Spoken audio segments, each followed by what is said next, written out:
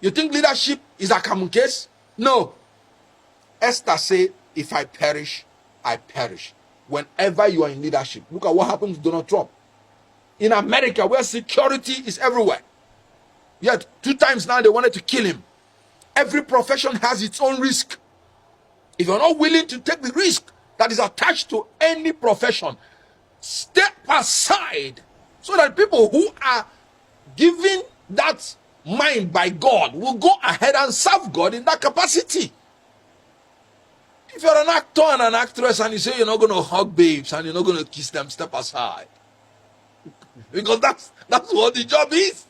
Don't come and say you're a born-again Christian. That's what the job entails. If you're a politician and you can't stand for your people that voted for you, and because you don't want to die, step aside. Because that's what the job entails. Any politician that is not behaving like Simfubara, who will resist and protest when his rights are trampled upon, knowing that our judicial system, knowing that our electoral system have failed us, that any politician who will not stand his ground, no matter the risk to his person, I said I will not speak for that politician again, and I maintain it. And you can see what is happening, because we can't go forward. We calm down. If Simfubara has been saying calm down, do you know where Rivers State would have been? He said he's ready for them. He's fully prepared. The election must go on. The election must hold. Winners must be declared. They will be sworn in. And whatever is going to happen, let it happen. I am looking for leaders who would say nobody will rig my election. And if you rig my election, I will fight. Nigerians, come out and fight. If they kill anybody, let them kill all of us. Oh yes, and thank God I'm seeing it happen. What Fubara did, was he advocating for violence? Was he advocating that the law should be broken? No. He was advocating for his right. That's my opinion. That's my advocacy. We must advocate for our right and stand by it. I did not disqualify anybody. I don't have that right. I said I am not going to speak for anybody going forward except this person meets this criteria. In any case, we have finished 2023 election. It's over. 2027 election has not come. So anybody who is saying betrayal, what am I betraying? There is nothing on ground. When I was a spokesman in 2023, I did my job creditably well, and we convinced Nigerians on what we believe is right. But you can see that in Nigeria, you not only have to have the power to win election, you have to have the power to defend your election. So anybody that does not have that spirit or power to defend the votes in a manner that you would say, whatever happens to me as a person, let it happen.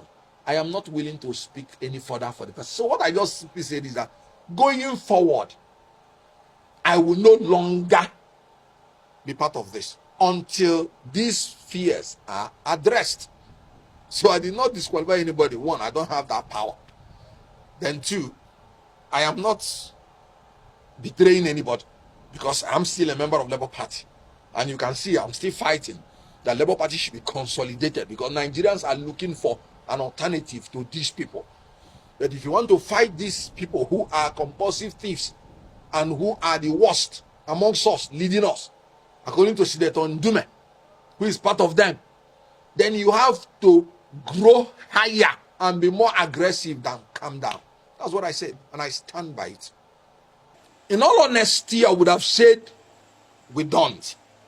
But because I'm a student of theology, I would not say so. Because when Elijah thought he was the only person that was worshiping God, God said, no, you're not the only person. There are more than 7,000 persons like you still in that country that have not done anything evil. I know them. So the only thing we have to do in this country, we must not be sentimentally attached to anybody, any politician. We must not be loyal to political parties or politicians. We have to be loyal to the country and to the law. And if any law is, if any law is unjust, we have to fight the law. If anybody is doing anything illegal, no matter who the person is, we have to fight the person. So in Nigeria, we must create the environment so that those 7,000 that we do not know who are leaders will be able to begin to emerge. If the good ones keep quiet, they will never emerge. When people say people are selling their votes, you know why they are selling their votes? Because they believe that even if they vote their conscience, it will not count. Not because they want to be corrupt. They saw what happened in 2023. I was an active participant in that election of 2023. They did not sell their votes. But after, it did not count. So they'll be like, why would I go and say I'm voting for my conscience when it will not count? If I'm going to take this money, at least it will be what I gain. So if we don't fight, we are